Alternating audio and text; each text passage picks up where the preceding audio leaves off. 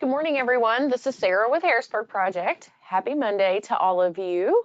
I am kind of going to give it just a couple minutes because we have a full house today. I've got a little over half logged in right now, so we'll go over some housekeeping things before we get started.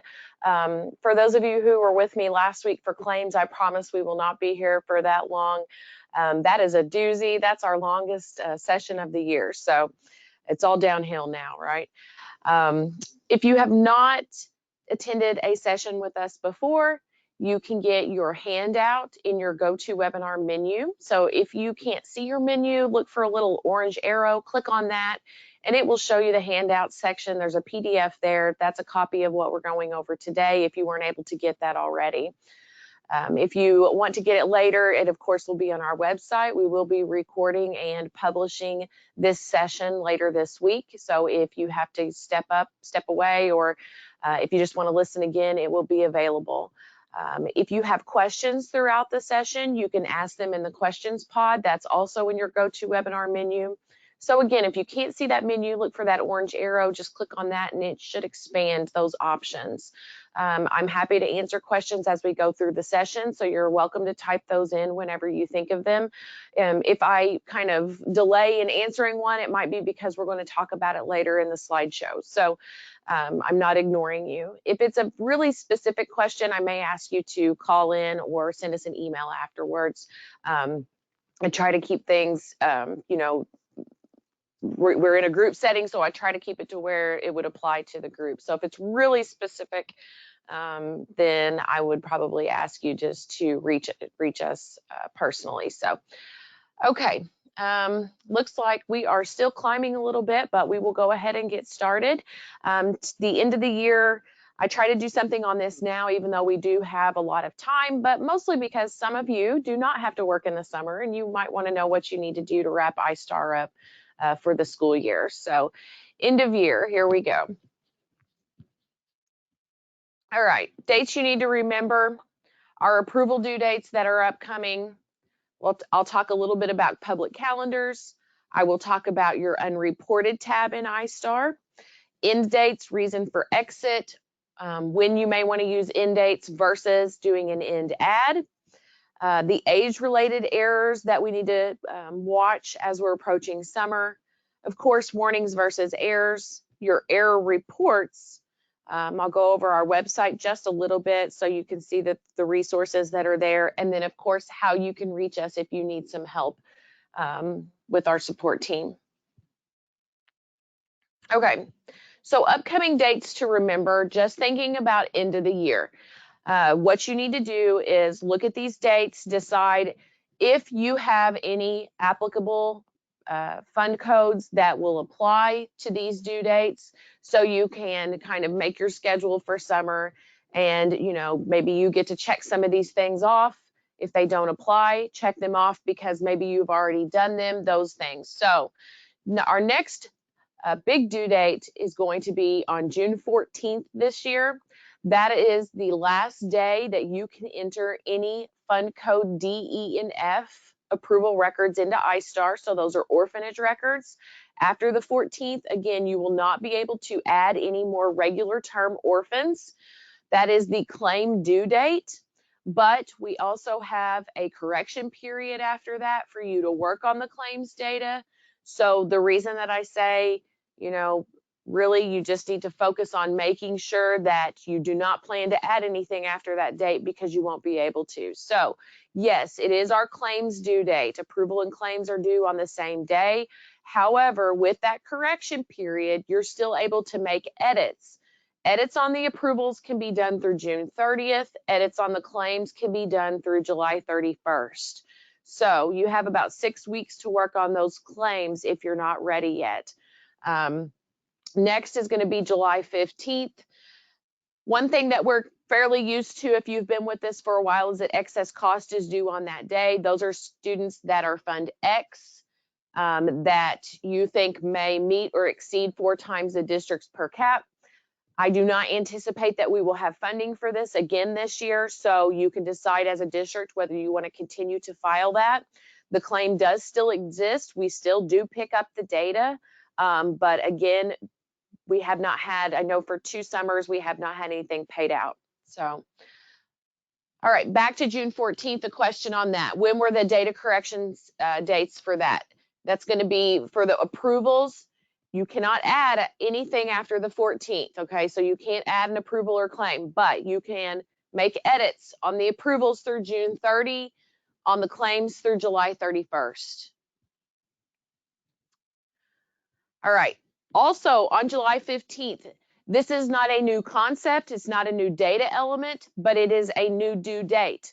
So this year, your indicator 11 and 13 results for the 23-24 school year are going to be due on July 15th. In years past, you've had all the way to the 31st to make sure that this data is complete. So in other words, what you need to be looking at for that time period is for any indicator 11 dates that you have entered, if you have days that exceed 60 and a non-compliant reason, you need to verify that that is all correct. If that is the case, there's obviously nothing you can do about it, but a lot of times whenever LEA determinations come out, we find out that sometimes it's just a data entry mistake. So you need to be looking at those. The next thing, indicator 13, you need to make sure that any students that are 14 and a half or older in your district and have a fund code where indicator 13 applies, have transition plans that meet the standards, okay? So they have to be a yes in ISTAR. Otherwise, you may see a finding on these kids in the fall. So those are the two things you need to be looking at for that new due date of July 15th this year. So no longer July 31st, July 15th. We will be sending out some emails that will try to help you along the way. So if we find students that do have non-compliant reasons for being over 60 days for indicator 11, we will send you an email and say, you know, bringing your attention to this. Is this correct? Is it reality, or is this a data entry mistake? On indicator 13, we're going to send out any students where we see a warning or an error. So it's not completed, or you have completed it and the indicator does not meet the standards for transition. So we're going to try to let you know as much as we can what you need to be working on. So keep your eyes peeled for those emails. This year, also a new date, even though I didn't really indicate it, but personnel approval is due July 31st this year. So it's not due June 30th anymore. You have all the way to July 31st. All right, back to indicator 13. If a student turns 14 and a half over summer, does the indicator 13 need to be completed? So you're going to need to look at your term. You're going to need to look at the record. Are they involved in summer school? Those kinds of things. So if their birthday is not until August, then no. But if their birthday is on July 15th or before, so if they turn 14 and a half on July 15th or before, then yes, you need to have that completed. All right, August 1st is when we will have ISTAR automatic rollover. So ISB does the rollover, they create the new school year. So you can go ahead and register for mass change trainings that will be coming up then. I already have them posted. So what happens on August 1st is ISB creates the new school year for you. And kind of what we're going to talk about today will determine what will be in that new year to an extent. And then the mass changes are going to allow you to make changes in the new year in mass, so you don't have to touch every single record. So we'll update begin dates and things like that in that training. So August 1st. And then August 15th, regular and summer term private facility approvals and claims are due. They do have a correction period, but right now we're kind of focusing on end of the year things, so I don't want to get too far over into the fall. But August 15th, that's when we're going to have the due date for approvals and claims for Fund B. So that means after August 15th, you cannot add any more Fund B records into ISTAR for the 23-24 school year. All right.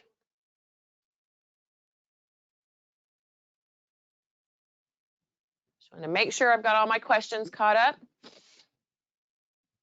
All right, so some people asked again about correction periods. So if you need me to repeat those, just let me know. So here we go. final approvals. So a lot of times in the summer, we just kind of think about claims, but remember, we have to make sure that all the approvals close. All right, so orphanage fund code D, E, and F, regular term, again, the approvals are going to be locked for additions after June 14th. So since you can't add an approval record after June 14th, that means that a claim can't be added either, because the creation of the approval record is what actually creates the claim. So fund codes are locked after July 15th for additions for Fund X. And then all other codes are going to be due July 31st. So July 31st is pretty much the end of the school year for approvals in iStar. We will have some lingering claim dates. So your private facility, as you know, we'll still be working on those. And we'll still also be working on summer term orphans that are due in November. So you do have some things that will still be going on, but for the most part, July 31st is going to be the end of the school year for all your IDEA fund codes for orphanage, regular term, and for excess cost. All right, so public calendars. Why am I talking about public calendars? Well, first of all, public calendars are used by iStar to calculate your indicator 11 days. So if you've taken snow days or any other type of emergency days throughout the school year and that has not been reflected on your final calendar, then it can affect the days. So, you know, it may be the, you know, between a finding and not for your district if that calendar is not correct and final. So next, who's responsible for these? The district superintendent. It also will affect your claims. So when we're looking at calendars and attaching those over to your claims, if you're using the calendar method or if you're using the program method, it can affect those as well. So nothing you may be able to do personally, but you need to make sure that you're watching those, and that if you see that they are not marked as final by the last day of school, that you speak to your district superintendent, ask them to make sure that it is in the final amendment, or that it has had its final amendment, and then that it is also marked as final. So there are 2 steps to complete the end of the school year. They may have to amend the calendar again and then mark it final. So just make sure that you are seeing that when you're looking at those and using those. So, all right. So I see some questions. I'm not ignoring. I'm just going to talk about them here in a bit. All right. So as far as making sure that you have gotten all your kids into iStar this school year, the unreported tab is a place that you can come and look to double check that. And so what you can do from here is do a quick add for approval records for students. So it's really not that different from just searching for a student and adding them, except that there may be students in this list that you were not aware of. And so this means that they have been marked in SIS as having IDEA services. So under that program indicator, it says IDEA services with a question mark, and it says yes. So if it says yes there, then we pull those kids over to the unreported tab if you don't have an approval record for them. Okay, so sometimes this can be a mistake. They could be marked yes in SIS and they are not in special ed. However, if you look at the list, you may be able to see some students that you didn't know about, or that just haven't been added yet. But this is a quick place to do that. And again, it's a good place to be checking, not just at the end of the year, but at the end of the year as well, to make sure that you have added all your students for the school year. So remember, if they are an orphan and you've missed them, then you may not be able to add them. I mean, if you wait too long and those kinds of things, but for the most part, you should be able to add these kids into iStar now and just make sure that you have everybody in the system for the school year. So that's your unreported tab. All right, end dates and reason for exit. So with iStar, we do not end all of our students unless you are expecting them not to return next school year, or maybe you want to do some end adds to work on data in the new year. So we'll go over both of those scenarios. But for permanent exits where you do not anticipate that the student will return for next school year, you're going to be looking at students who have aged out, graduated, moved, gotten their GED, okay? So those are the kids we're going to look at first. So if you have a high school or you are a high school district, you're going to have graduates, okay? So you know that right now. So what you can do is go into iStar, give them end dates and exit codes, and get rid of those kids now. So worst case scenario, you know, things get busy and you are not able to edit this data in this school year. All right. You're just not able to get all those exit dates in. You can't get the exit dates in. You can't get the exit codes. You don't have time for that. You're working on claims. You're working on other things. And so nothing happens with exits. So that would be the worst case. However, it's not, you know, earth shattering. You just would take care of them in the new year. So you would delete the records in the new year and provide exit data in the new year.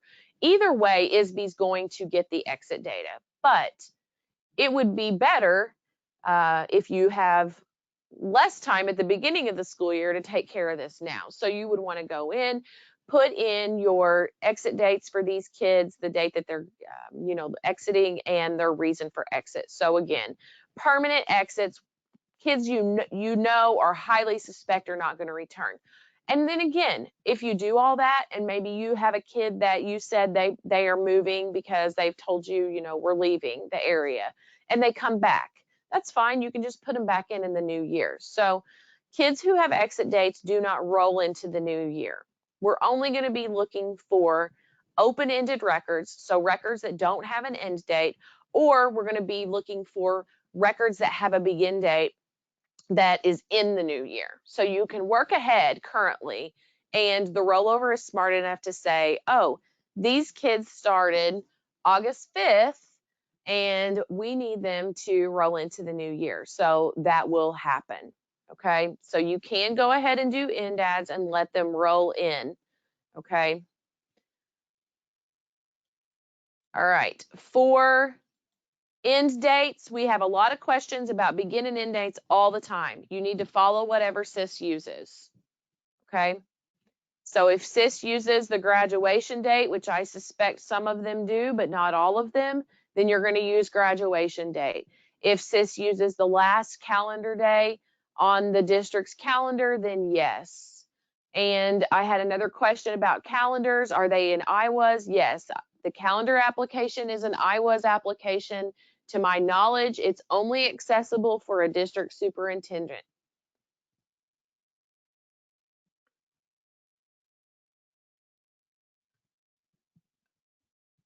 Okay.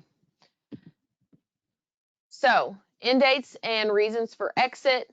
Again, I just talked about the public calendar. Also, you always want to be looking not just at that, but you also, again, need to look at SIS, because basically our manual says that we have to follow the SIS enrollment dates. All right. So don't end all of your records in iStar. We are not the same as SIS. Student Information System, SIS, you end all your records in that application. And that is not the same practice in iStar. So if they are ended and do not have a record for the new year, so a date in the future, then they will disappear. You won't see them in the new year. So if they have an end date, we expect not to roll them over. All right. The only way that the approval will roll over, again, is if there is not an end date. So if they are moving and you know at the end of the year they're moving, I'm going to end them and give them a reason for exit, and I'm not going to create a record in the future, then you will not see them after the rollover. Okay, so anyone that has just an end date on their current year record will not roll into the new year. All right.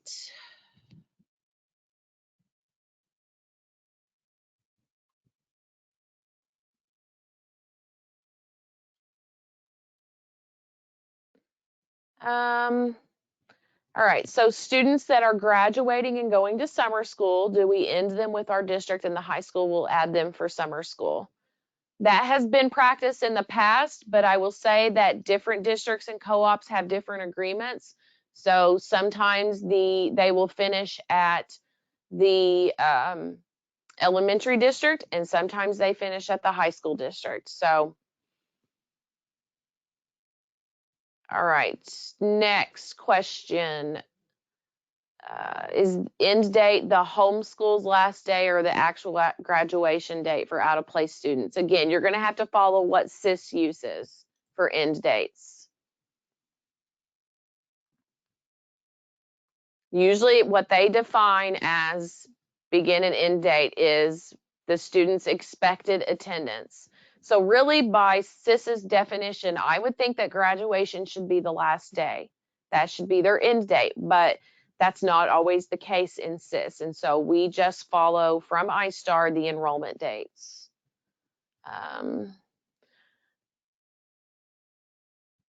Okay.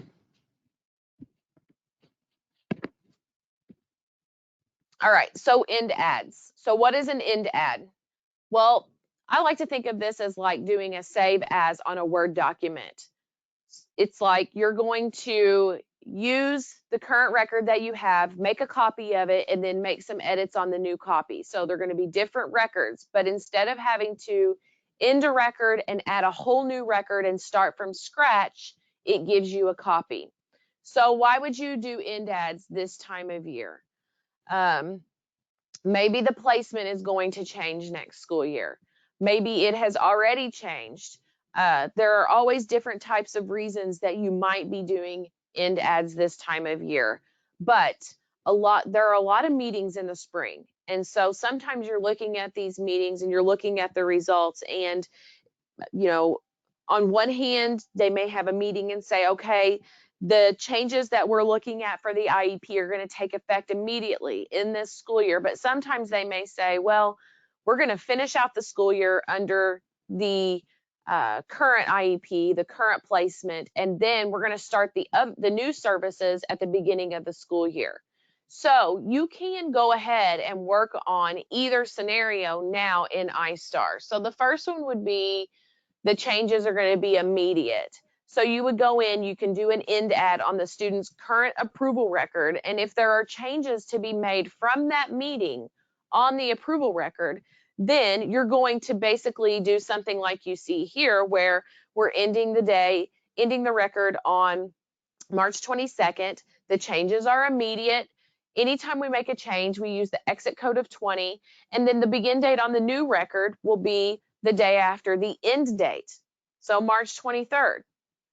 However, we have a lot of instances where student will have a meeting, and again, we don't want to see these changes reflected in the current year, but we have the paperwork at our desk now.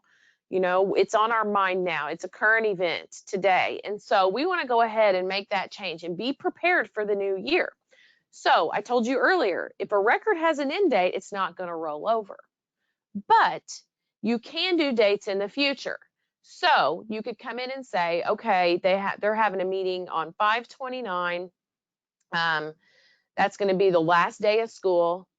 Or they could have the meeting then, they could have the meeting before. But we're going to basically say the current services are going to end on our last day of school this year. Again, reason for exiting this record is a 20 because we're just changing something. It's not a permanent exit. They're not leaving. And then when you get to your new record, you can use the first day of next school year for that new approval record. Then you don't have to worry about coming back at the beginning of the school year and saying, oh my gosh, I had all these meetings and I need to go back and find all these changes and put them into the new year. Okay. So do you have to do this? No. Okay. As long as the changes are made, it doesn't matter what your process is, but a lot of districts do this. They will work ahead because they've had meetings and they need to make changes for the new year. Okay. So,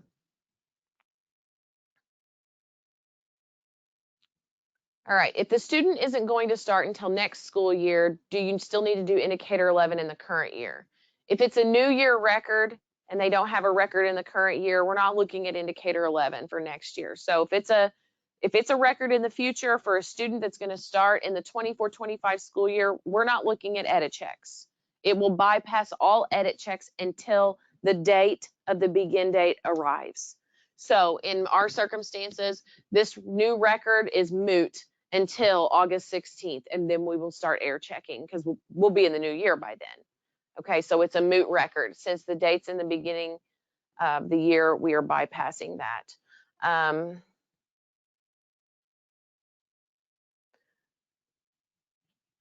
If you're an elementary district or a pre-K through 8, you should use code 08 for elementary to high school. So I know that districts hold graduations, and I'm not going to tell you it's the end of the world if you use graduation, because really they use the SIS codes for our exit data reporting for a lot of our codes, and all of those that mentioned, they will use the SIS code. But you just have to keep in mind that even though a lot of districts have a full-blown graduation ceremony for 8th graders, it's not truly a graduation. It's just a promotion. Some districts just have a promotion ceremony. So you just have to remember that it is not technically a graduation. And they are just, moving on from an elementary district to a high school district. So if you are a pre-K through 12 district, what I'm talking about does not apply to you. Okay, you do not need to exit them at all. Typically, so typically we want that when they transition from one district to another district.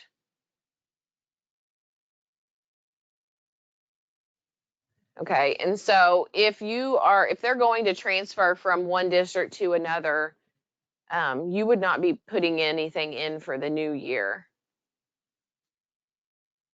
The high school district will put them in. So the high school district becomes responsible for these kids as soon as they turn 15 or when they transition to 9th grade, either one. So the high school district will report them next school year.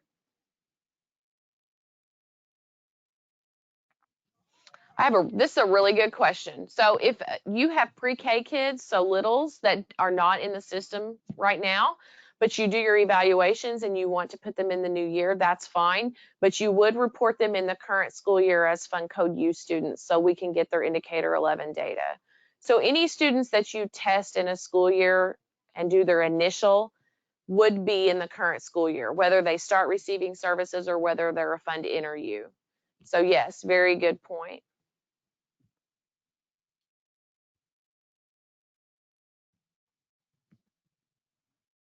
Okay. Now I've got some more questions, but I don't see anything on end ads just yet. All right, so your age-related errors, these are students that are going to turn 10 over the summer with a disability of N. If you run these reports, they tell you the students that are going to fall into these areas over the whole school year. So students turning 10, if they have a disability of N, the day they turn 10, they can no longer have that disability. You have to do end ads for those students.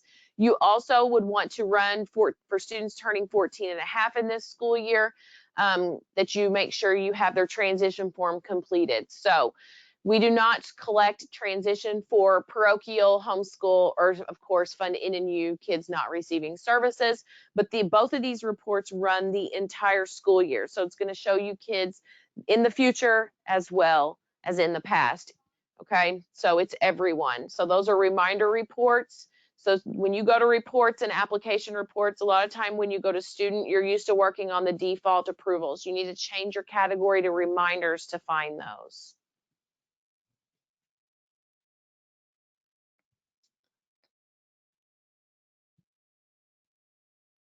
Okay, warnings in iStar are in green. You can have data picked up with warnings. So in other words, it will not stop ISBE from collecting that data, but it is something that you need to address and look at. Errors are in red. They are fatal. They will prevent the record from being picked up by ISBE. So you need to make sure that you focus on your fatal errors first and then address your warnings. You can even filter your error report to just look at fatal errors. So underneath this area, there is a filter section, and you can, under errors, you can select fatal, and that will only show the fatal errors, and it will pull the warnings out. So you can work through that first. Then you can come back later and see if you have warnings left. So it makes it a little bit easier to read those reports, but you would want to be looking at your student approval errors listing. Also, a lot of times whenever we send reports to you, we email reports to you and make calls throughout the school year, it is around an exact due date. So we may be calling about orphanage records, we may be calling about private facility records or December 1 child count. All of those data that we are calling on are very specific to whatever is due. So you have to remember that you can have errors outside of what we may be contacting you on. So remember to take the responsibility to do a recheck edit once every couple of weeks or once a month and come in and run your error report, because odds are we're not going to be contacting you about every single error when we're looking at things like private facility due dates or orphanage due dates or things like that. So you need to be keeping an eye on your approval errors on your own also. Okay, so just remember to be doing that. All right, let's see what we've got. We have not received the DCFS orphanage list for April yet. It's going to be 7 or 8 days probably before it's loaded. All right, we have 2 students showing up on the indicator 13, 14 and a half reminder, but they were dismissed before they were 14 and a half. Well, if you were serving them while they were 14 and a half, then it has to be addressed.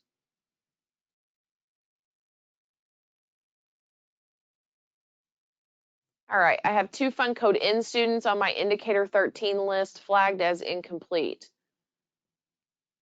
Will this cause an error? If you don't have an error and it is Fund N, as in Nancy, and you do not have the error, then you shouldn't have an error. So make sure you don't, first of all. But if it's incomplete, then there's nothing that you need to do. All right, if a student is going to ESY, is their end date the last day of ESY? So you can put the end date on if you know they're not coming next school year. If you expect them to return in the 24-25 school year, then you don't need to put an end date on for them. But if their last day, you know, in your district will be the last day of summer school, then yes.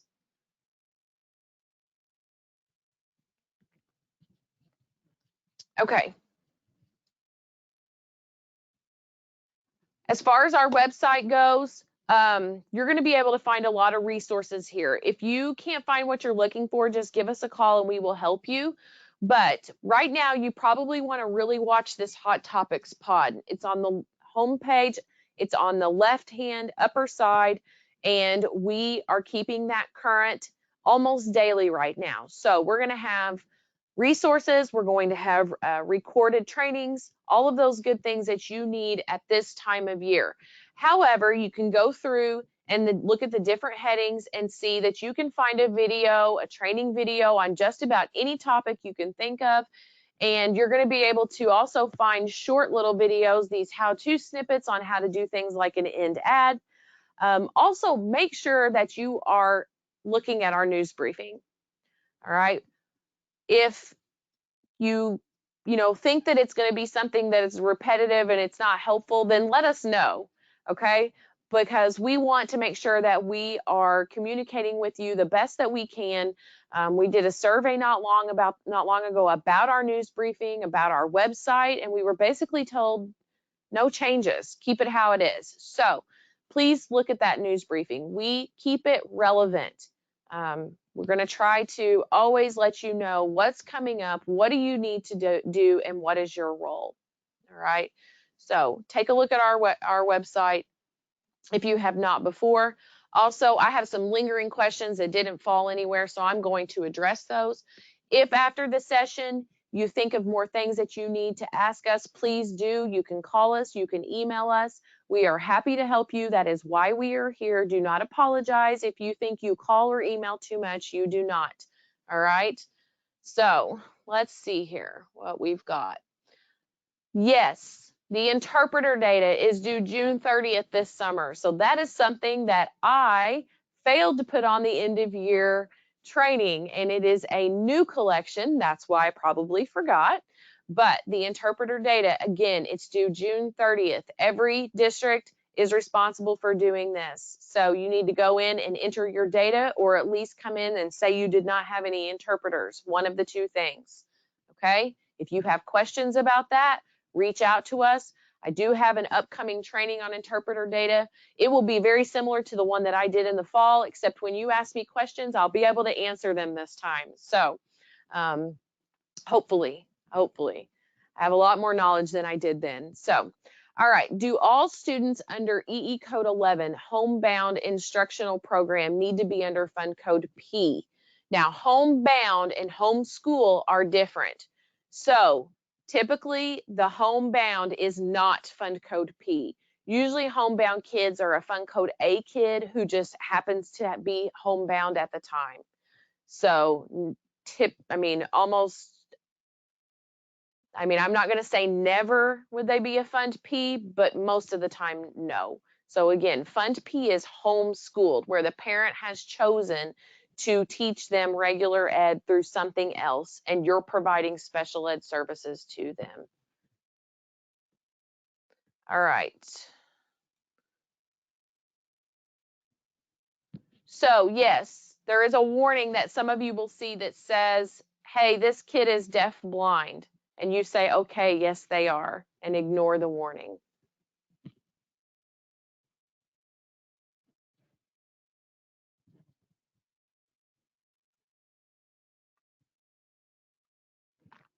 Okay.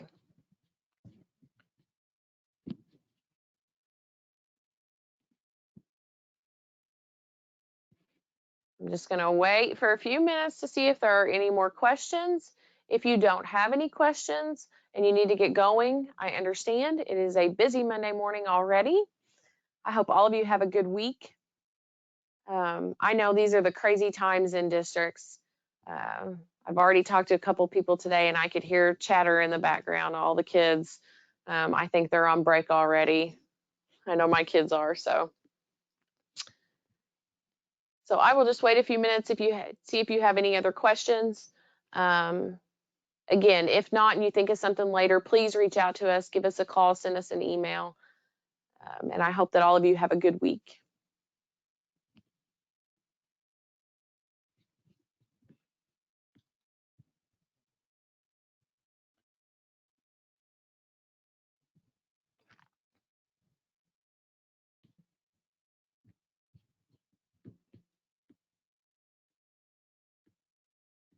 Okay, I don't see anything coming in. So again, if you think of something, let us know. Otherwise, I will see you guys at the next session. Bye-bye.